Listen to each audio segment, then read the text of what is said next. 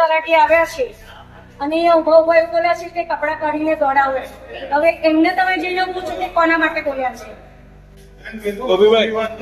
તમને કોઈ ગયું છે બોલતું આપણે કોઈ ઉમેરી રહ્યું છે બેન બોલતા ના કોઈના આધાર બનો આપણે બધાની ના કર્યા કરતા છે કોઈ એક જણ કે હું બોલ્યો બિલકુલ ખોટી વાત છે બિલકુલ ખોટો આક્ષેપ છે.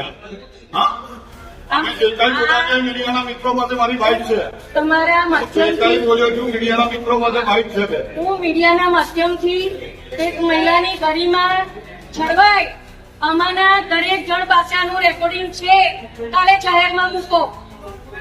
જાહેરમાં મૂકો મેં અત્યારે મારા કાને સાંભળ્યું છે કે હું એને કપડા ઉતારીને દોડું. આની અંદર જો તમે ખરેખર મીડિયા વાળા સાચું આનાથી તમારું ઘર ચાલે છે ને તમારામાં નૈતિકતા હોય તો તમે મૂકજો.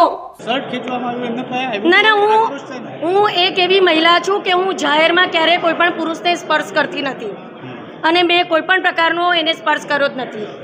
શિસ્તબદ્ધ પાર્ટીમાં બેન કપડાં કાઢીને દોડાવવા જોઈએ એવી બધી વાતો થતી હોય શિસ્તબદ્ધ પાર્ટીમાં. તો શિસ્તબદ્ધ પાર્ટીની અંદર જે બોલ્યું છે તમે એને પૂછો, મને નહીં.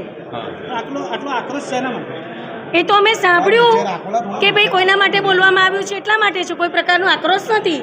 એક મહિલા તરીકે આ ભારતીય જનતા પાર્ટીના કાર્યાલય પર કંઈ પણ બોલવામાં આવે તો અમારે કેવું પડે કે ભાઈ આ પ્રકારનો અવાજ અમારો મોટો થઈ પણ શકે. શું માંગણી છે હવે? હું મારા પ્રમુખ સાહેબ સાથે ચોક્કસપણે ચર્ચા કરીશ અને પછી જે કહીશ હાઈકમાન્ડ સુધી જશે આ વાત? બિલકુલ ચોક્કસ જશે.